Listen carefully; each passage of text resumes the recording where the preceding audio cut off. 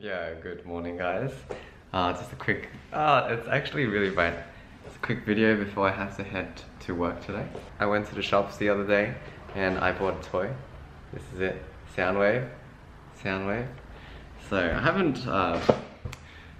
haven't bought a transformer for a long time. When I was a kid, I amassed quite a collection. So let's start opening this. Okay. Man, look at that. I remember, I haven't been following all of the series, but I remember in Transformers Prime, they had pretty sick Soundwave. It was a drone. It looked really sharp and sleek. So Soundwave used to be a cassette player, so it was more bulky, like this guy. And then when they made him very sharp, so if you look at his face, he's still got that sharp, angular expression. It's pretty nice. For those of you who don't know anything about Transformers, Soundwave is essentially the second in command. He's Megatron's right-hand man.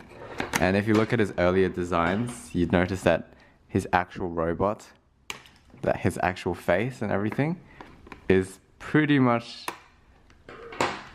based off the Decepticon logo. Any information on here? No. There was a plain version, a Skywarp, no, a Starscream, which I wanted to get, but the vehicle mode, it wasn't sleek enough, and I'm too picky, so I didn't go. That's strange. There's no instructions booklet. There's only a bunch of pictures on the back. Okay, so I'm just gonna have to figure this out. Okay, so I think I have an idea. So I gotta do this, move it. The nice ratchety, chunky joints, which is good. I flip it up. Yeah. What is this? Now the tricky thing about not knowing what I'm doing is I don't want to break anything. What? I'm confused. So, wait. What? I'm so confused right now. Okay, give me a second. Okay, so that's a tight fit. The other thing I always worry about is if paint's gonna get chipped off, but there's no paint in here. Holy shit. This is stressful out of 10. Oh my god. What is happening? Do I do this? What? I guess it's kind of like this. Yes, and then I flip this. I feel like as long as I get the key steps, I can just make it up as I go. The one thing I liked about Transformers is it's a thinking exercise. What the heck is happening? I don't understand. How does this transform? Give me a sec. Okay guys, I think I figured it out. Did not break the toy. One of the elements of Transformers that I really enjoyed is something called light piping. You see, I'm not sure if it's focusing, but you see the head, it's just a clear plastic, but when you have bright light, it shines through and it glows, even if it's just ambient light, just like this. Anyway, I'll show you how to actually transform it. So this is the second time I've kind of done it. It's interesting to see how they managed to put little pegs in everything to try and hold everything together. You see how, for example, this flap should peg kind of. There's a little gap underneath the cockpit area. I don't think you guys can see at all, but it slots in. You feel a slight pop, or not a pop, a slight click, and it goes in. There are these little nubs here which go into holes. Sometimes it is a bit frustrating because it doesn't hold just right, so it has a tendency of popping out, but man, I'm giving it some slack. I just appreciate how they can design toys to have so many intricate functions. See, clips in here that slot together that thing. You see these holes here, they slot into grooves under here. Man, all these small details that you don't appreciate until you actually try and start playing with the toy. It's pretty sweet. The arms, they're not slotting in quite right, but it holds. You see how it bounces a little bit? So it's not completely symmetrical.